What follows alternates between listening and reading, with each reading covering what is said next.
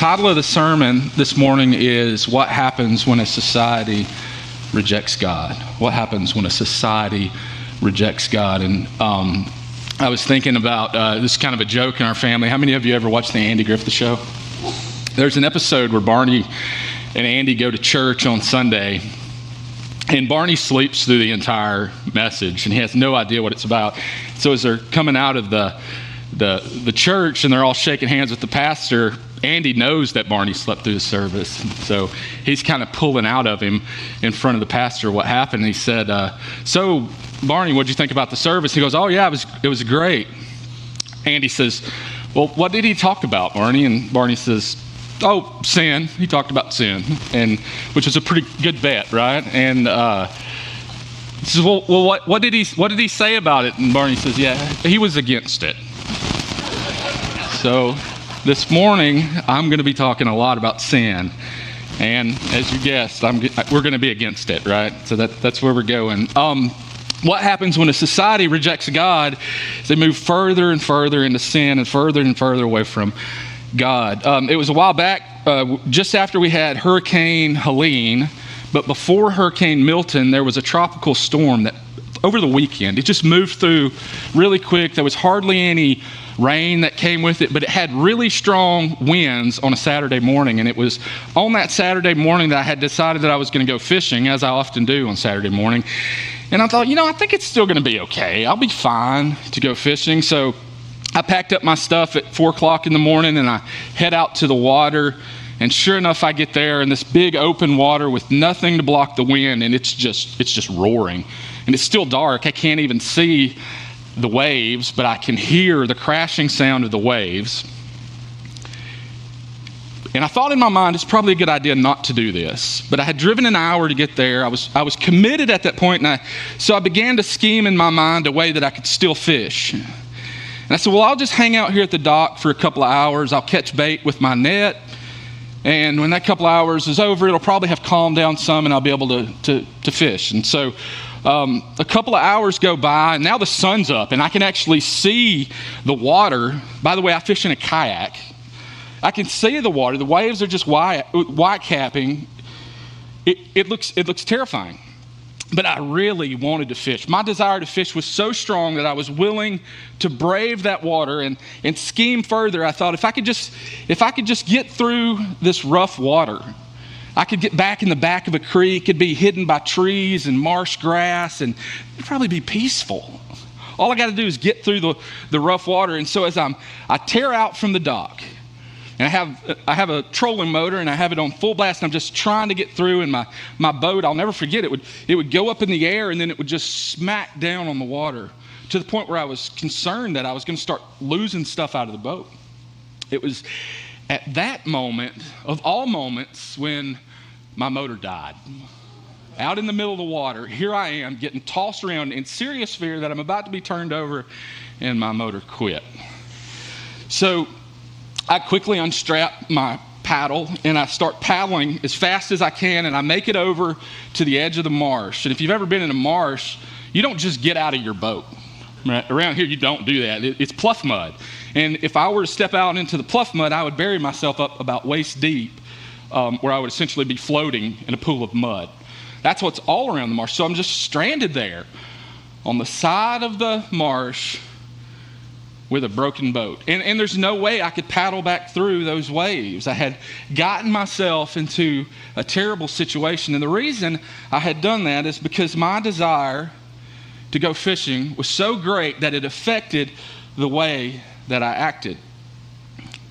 There was a pastor, I remember this when I was a kid. I remember it so vividly, and some of you have probably heard this too, because I don't think he came up with it, but he had a saying that said, sin will take you further than you want to go. It'll keep you longer than you want to stay, and it'll cost you more than you want to pay. There's a lot of wisdom in that statement, right? And see, in my mind, I was just going out fishing. I was not planning on spending the rest of the day stranded on the side of the marsh with no way to get back.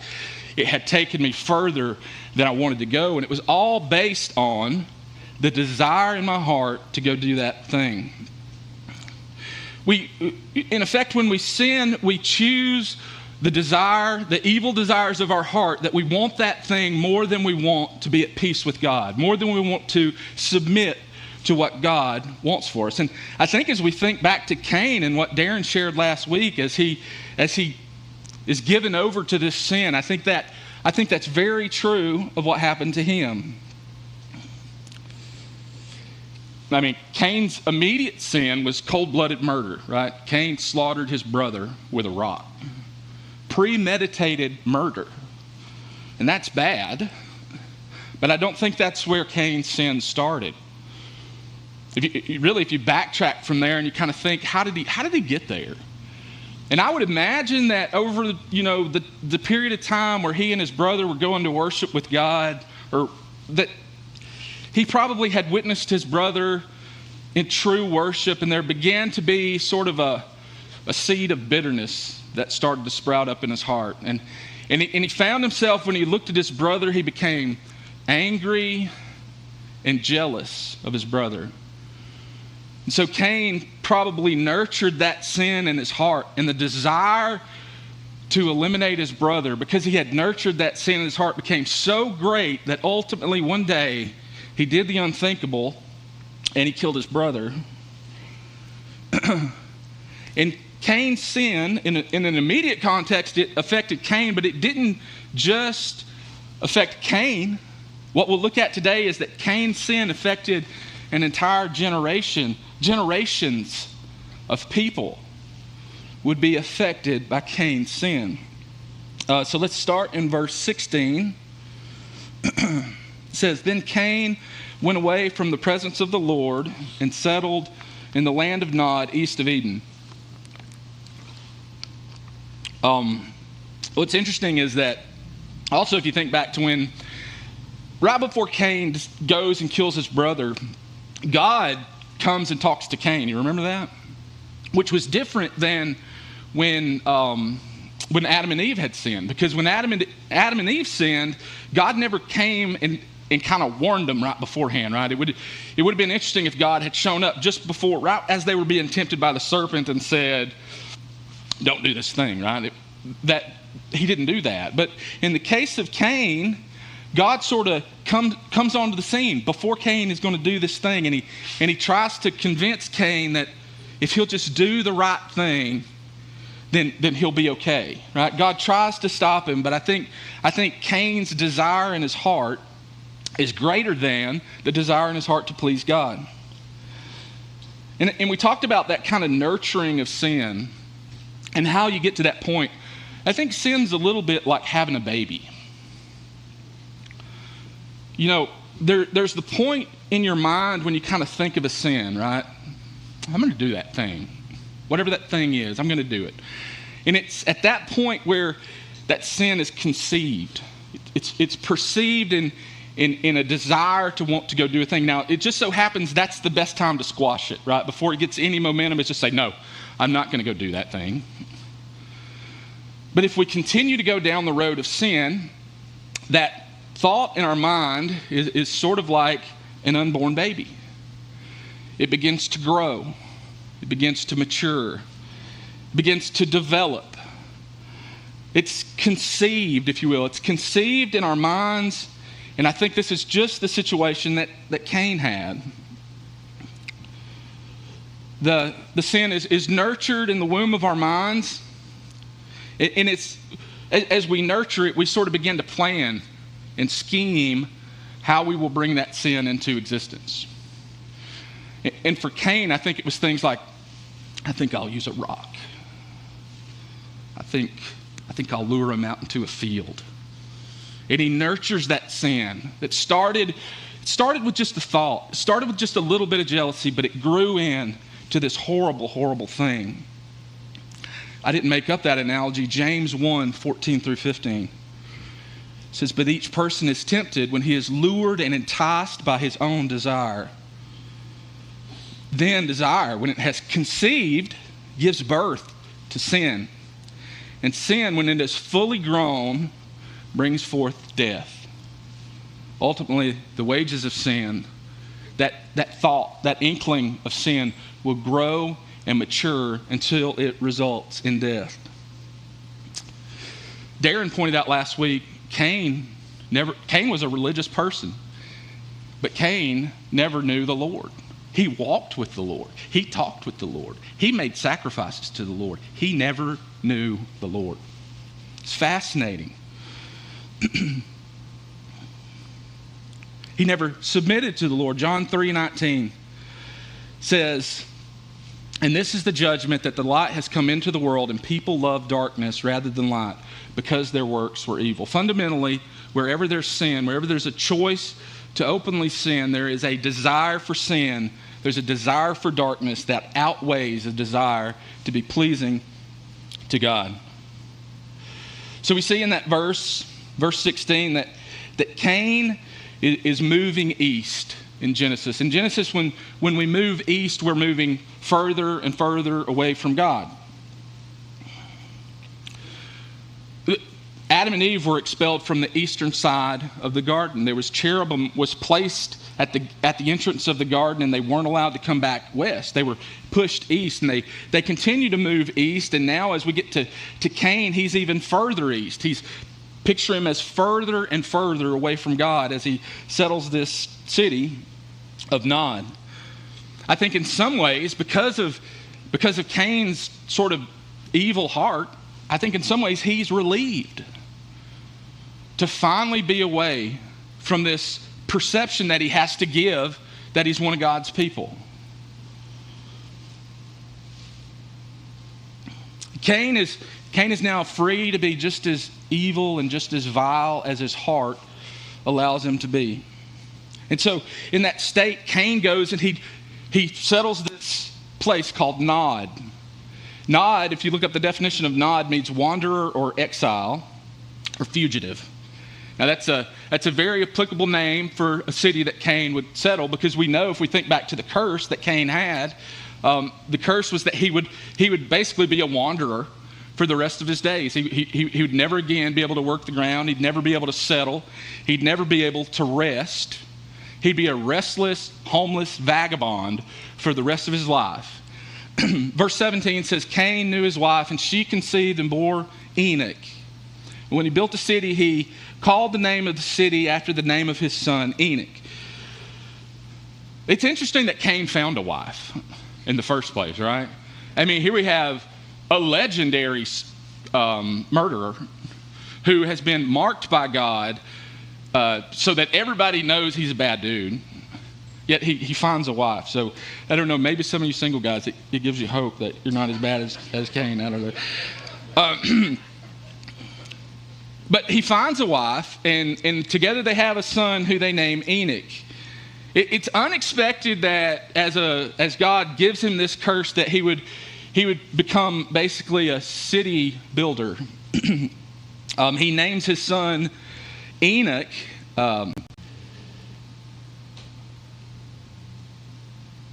Which essentially means dedicated, right? So he names the city Enoch, and he names his son Enoch. And I really think what's happening here, I think what's going on is, I think in a way Cain is kind of shaking his fist at God.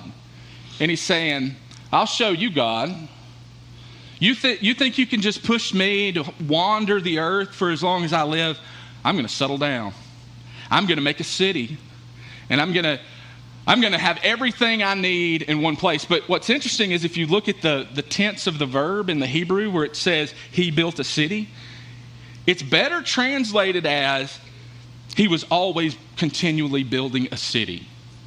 He never quite got it. He was kind of just wandering around this area, and he was constantly trying to improve it, constantly trying to make it better, trying to get everything he needed. And I think he was unsuccessful in that effort, because he never could get it all taken care of. And so when the son Enoch comes along, he says, I never finished this in my lifetime, but Enoch, I'm giving it to you, and maybe your generation can finally settle down. Maybe you can finally stop working so hard.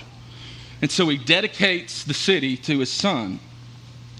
In verse 18, Enoch goes and has Irad, and Irad fathered Mehujael, Mehujael fathered Methushael, and Methushael fathered Lamech. there's a lot to unpack here. This is the genealogy of Cain. This is the story of what became of that original sin. The sin of Cain, not the original sin. So we get to this genealogy, and I just want to remind you that, if you trace it all back to the sin of Cain, we have to remember that our sin doesn't just affect us. It's not as if I can just sin and the only person who ever gets affected is me. My sin, whether I know it or not, and probably in many ways that I will never know, my sin affects all the people around me and possibly people who I don't even know yet, people who haven't even been born yet, are affected by my sin. I think that's what God's trying to show us in this genealogy. It's a picture of a society that's moving further and further away from God. One thing I didn't know, and as I was kind of studying this, was the number of people that were on the earth during this period of time was much greater than I ever thought it was. Because in the Bible, we get just a handful of names, right? But biblical historians tell us that by the time we get to Noah, which Adam almost lives to see Noah, he just misses him by a few hundred years. By the time we get to Noah, there's likely more people on the earth then than there are current day today. Did you ever know that? And the reason for that is, they lived a long time. They had this decree from God that they were to go and populate the earth, and then you live 700 to 900 years. You can have a lot of kids in 7 to 9. Like, their childbearing years were much greater than what we have, and so the population on the earth, even using conservative estimates, by the time you get to Cain, this is not just like a little spot in the road kind of city. There's probably a lot of people who live in this city. So we have Enoch, right? And Enoch's name means, Irad. Irad's name means city dweller. So we have first the one who the city was dedicated to. He has the one who is the city dweller. And I think Irad's hopeful, right? Even as he's tried to carry on his father's tradition, that finally his son will be the one who can just dwell in the city and have everything that he needs. But it's interesting to see what Irad names his kid. I think Irad is an example that he's not being fooled by his ancestors' delusion. Irad had observed the wickedness of this generation. He had observed the wickedness of Cain and likely the wickedness of his own father. And so we get to his son, Mehujael. And that Mehujael, if you look at the end of that word El, right? El, when you see that, that's God. So this name Mehujael is we know has something to do with God, and the literal interpretation is God blots out. So you can see kind of the progression, the decline of the names as we get to this kid that's now named God blots out. This is a picture of a society that's progressively moving further and further and further away from God. So Mehujael fathered Methushael. See the L at the end. We know it's about God. This name means violence to God. Now put that on a birth announcement, right? Here he is. So there's no longer even a hope. It's almost like the society has completely even lost hope that they're ever going to get to the place where they can have peace and prosperity and rest. And then you get to verse 19 and we come to Lamech. Lamech means conqueror. And so Lamech becomes, in this genealogy, Lamech becomes kind of the poster boy of wickedness. We sort of focus in on Lamech as an example of just how far south this society has come. When you look at the text, something immediately should pop out at you as an issue with Lamech, and that's that Lamech has taken for himself 2 wives. Right? We know because we just read back in chapter 2 that God has established marriage in a particular way. And God has established marriage to be between one man and one woman. That was the design for marriage. But when we get into this society that's far away from God, we see that they no longer care about what God's plan is. That's one of the indicators that they're far from God. And so Lamech takes for himself 2 wives. It's interesting, the Bible doesn't really make like a moral statement at this point. It doesn't say, and Lamech took for himself 2 wives, and that was a really bad thing. It doesn't say that. And a lot of people get hung up there, and they say, well, the Old Testament's really not reliable because it says that, lots of people had multiple wives, and it really doesn't say that much about it, right? What a poor way to read this passage, because what we're seeing as we go through this entire passage is an example of a society that's moving further and further away from God, and one of the prime examples that it gives is polygamy. In fact, anywhere in the Old Testament, when you go through and you look at places where God's design for marriage wasn't followed, you always find devastation, hurt, destruction. Bad things happen as a result of that. That's consistent through the entire Old Testament because it's not consistent with God's plan for marriage. Verse 20, we have Jabal. Ada bore Jabal. He was the father of those who dwell in tents and have livestock. So this kind of section of the genealogy, you get to what I call the Ball brothers. There's 3 of them. Lamech's boys, right? But by these 2 wives, we have the Ball brothers. And that root Ball means to produce something. And each of these 3 brothers is going to be a predominant producer of some area.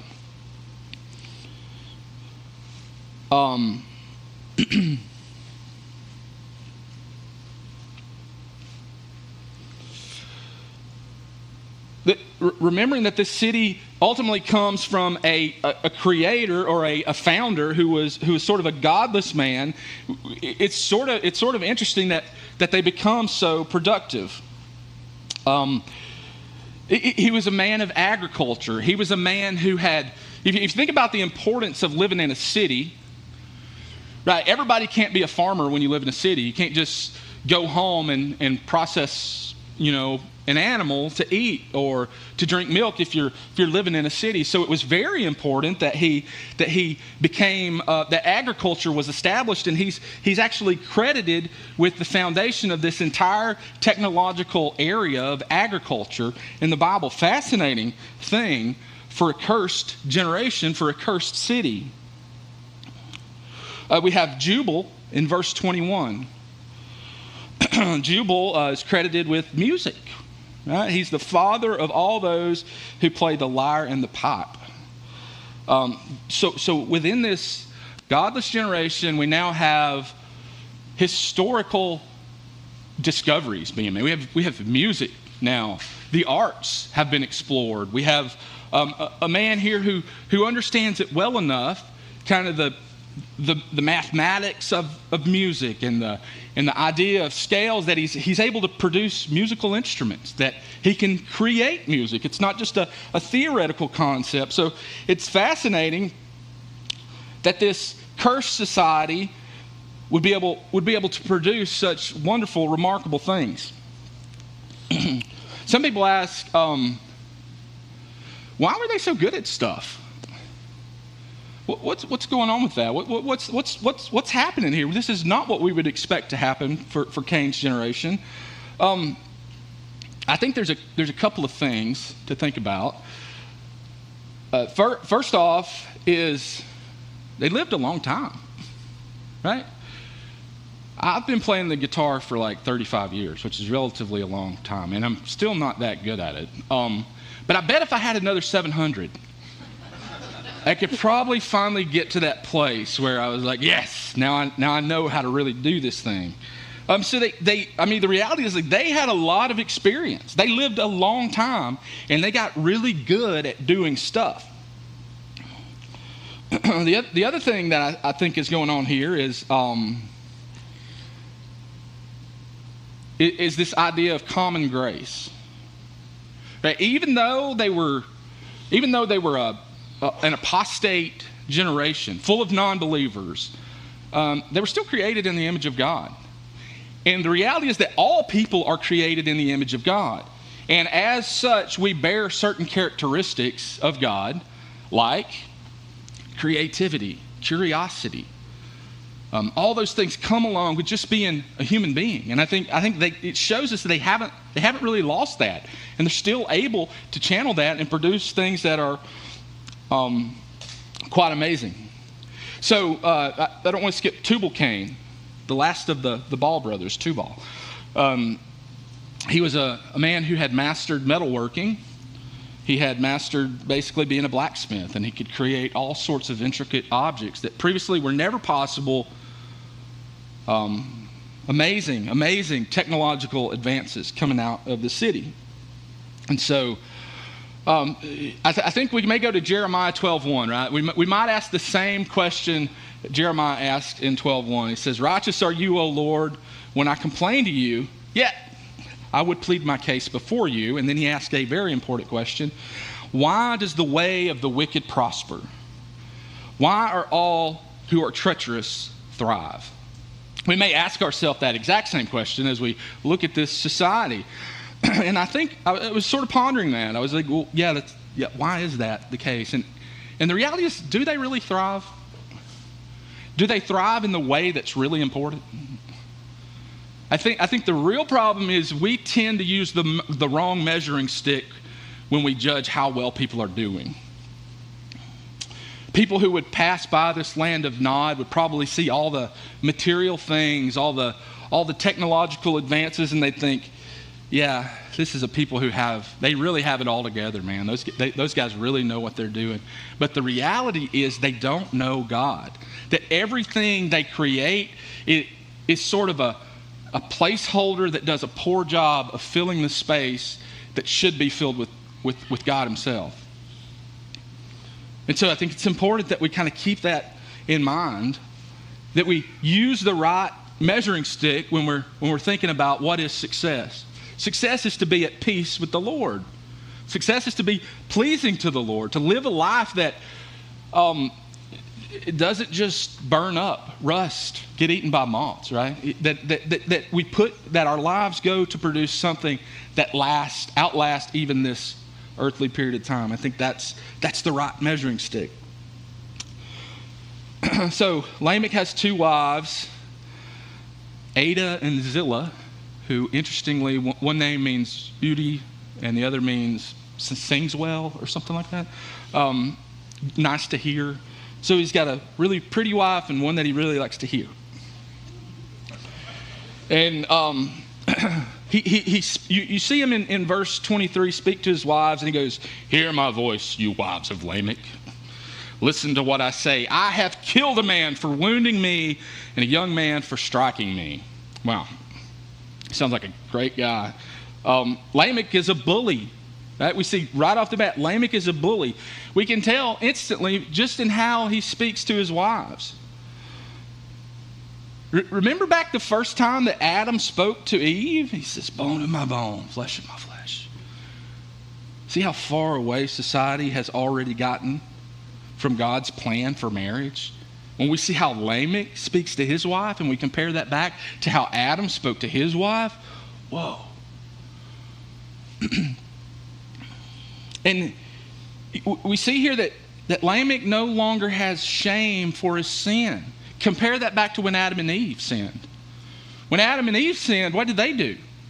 They hid. They were ashamed.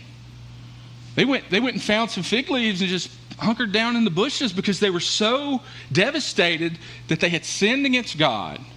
Contrast that with Lamech, who now that he has sinned, what does he say about it? He's like, "I'm a sinner of sinners. I'm the best there is." I mean, it's not only that he's not shameful, but he literally starts to boast in his own sinfulness. He takes pride in how sinful he is. A society that's far from God will take pride in their own sin. Lamech is proud that even the way he deals with people is unproportional. Right? All these people just like superficially hit him or whatever it was. And he's like, yeah. And you know what I did? I took a completely unproportional reaction and I killed those people. He doesn't deal fairly with anyone. Okay, so verse 24, Lamech goes on to say, if Cain's revenge is sevenfold, then Lamech's is 77-fold. He's 11 times worse than Cain ever thought about being. It's essentially what he says is you think Cain was bad? I'm 11 times badder than Cain was. I was sort of thinking about, you may notice I like to speculate about things that may not necessarily be said, but I was thinking about, when God was talking to Cain, he could have just struck Cain dead right there on the spot. And I think he would have been very much justified in doing so. But he doesn't do that. He allows Cain to go on and populate these generations and to found this city and to just let the thing kind of play out to the end. And I was thinking, I think I know why God might have done that. I think I at least know one reason he might have done that was because Cain never really had an appreciation for just how offensive his sin was. I think Cain kind of thought, like what we said at the beginning, my sin only affects me. Why is this anybody else's business? But effectively, when God says, I'm going to put a protective bubble around you so that no man can hurt you because I'm going to hold your head and make you watch exactly where this thing goes. And so Cain's stuck, and he tries his best to right this ship by building this city, by trying to stop becoming a wanderer, but no matter what he does, he just watches things get worse and worse and worse. I don't know if that's it, but it seems like it fits. If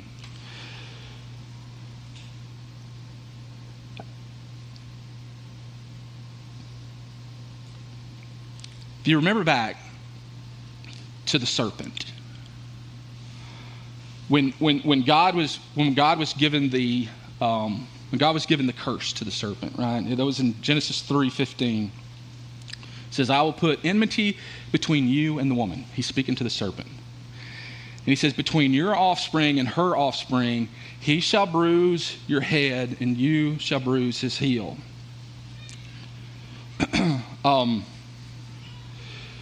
We get to the end of chapter 4 and it's not feeling great about that promise, right? This is the second time in 4 chapters that we're like, oh no, this is bad. We had Abel, who potentially could have been the one to bring about the one that would crush the head of the serpent, but now Abel's murdered, and Cain. Well, we just took a really good look at what happens to Cain's genealogy, and that's not a great story, and so we're kind of left like, what's going to happen now? I think it'd be really interesting to read the Bible again for the first time and not know what the end was. Like if you just opened up Genesis for the first time and you started reading it, and you got to that promise that said, I'm going to send somebody to crush his head, and then you kept reading. The whole time you would be anticipating, okay, who's it going to be? Who's going to be the head crusher? And you'd get to Cain, and you'd be like, okay, well, no, it clearly wasn't Cain. And then maybe you'd read a little further, and you'd get to Noah. And you say, oh, Noah's going to be the head crusher. Look at him. He's so faithful. No, Noah's story doesn't end that well. And then maybe you go on to Abraham, or maybe you go on to the Judges. And every time you get to that place in Scripture, you think, this is the one. We're going to win. We're going to win. But it ends badly until we get to Jesus. And we get to Jesus, we finally have the head crusher on the scene, and he lives the life that none of us could live. And so, wouldn't that be fascinating to just read it that way? And sometimes it's helpful to just kind of think through it that way. Verse 25 and 26, we get the good news, right? We don't have to end this chapter on such a bad note. But it says in verse 25, and Adam knew his wife again, and she bore a son and called his name Seth. For she said, God has appointed for me another offspring instead of Abel, for Cain killed him. Eve was really good at naming her children too. Seth means appointed. I think Eve understood that God has appointed an heir. God has appointed this heir, and you really, the rest of the Old Testament just becomes about how we get from here to Jesus. Fascinating story as we will be going through it. To Seth a son was born, and his name was Enosh. At the time, people began to call upon the name of the Lord. So God has righted the story, and he's brought us into this new heir now that will continue on to fulfill the promise to bring about the one who would crush the head of the serpent. The good news this morning is none of us in this room are capable of being the head crusher. None of us in this room are capable of sort of living the perfect life, right? We can't do it. If you're like me, you're oftentimes frustrated with just how many times you fail. But the good news this morning is that the one to crush the head has already came. And when he came, he took all that sin. He took all the sin, my sin. He took your sin, and he placed it on the cross. And he finished it once and for all. I kind of thought about this. Musicians, I'm going to close here, so you can go ahead and be making your way up here if you don't mind. I kind of was thinking about that. He takes our sin, right? If you kind of picture yourself as a vessel, maybe like a jar or something, and the jar was just full of sin, and you can picture Jesus coming, and he reaches in the jar and he removes all that sin, and he pays for it. But then you just got an empty jar, and that's not what we are. We're not empty jars. He then does a second thing on the cross, and that's he fills us with his righteousness. He covers us with his own righteousness, so that when God looks down and he sees Mikey, or sees you, that if you've trusted in him, he doesn't just look and see an empty vessel. He looks down at you and he sees the righteousness of Christ. Not because of anything else other than you believe in Jesus. You trusted in Jesus. You placed your faith in Jesus. That's really good news this morning.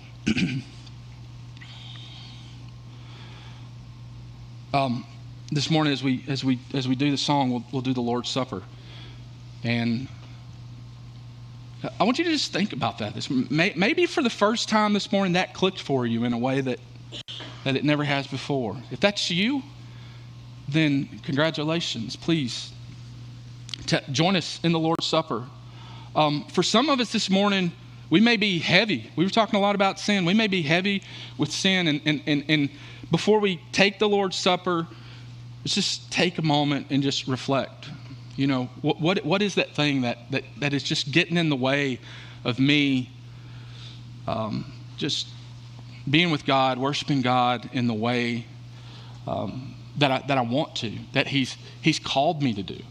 Confess those sins this morning. You don't have to be a member of Grace. You do have to be a believer. And maybe today's the first time you're a believer. I'm sure Darren will be around here. I'll be around here. If anybody needs to pray as we stand together, as we sing this hymn, please just take a moment and reflect, and let's have the Lord's Supper together. Let me just pray for us. God, we just thank you for your word. Thank you, God, that you didn't leave us just to get further and further away from you. But God, you provided a way.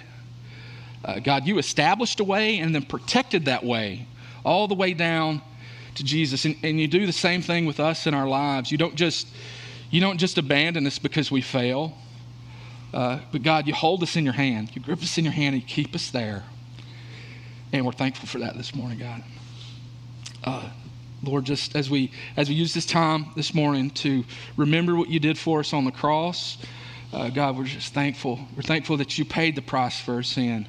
We're thankful that you gave us your righteousness, that you covered us with your righteousness and just remove our sins as far as the east is from the west. We're thankful for all those things, God. As we remember that this morning, we love you. We praise you. We ask all this in Jesus' name. Amen. Thanks for watching today. It's our hope that as a result of today, that you'll grow in your desire to become the best neighbor ever where you live, work, and play. We also hope that you'll like and subscribe to the video if that's helpful, and maybe even share it with others. Now, for more information about our church or our online ministry, you can go to gracetoday.net/contact, and you can leave a comment and tell us how God's working as a result of the ministry that we've been doing, or how we can help you if there's a need. That's gracetoday.net/contact. And finally, if you just want to know more about how to trust and follow Jesus, you can text me. My phone is 843-830-2464. That's 843-830-2464.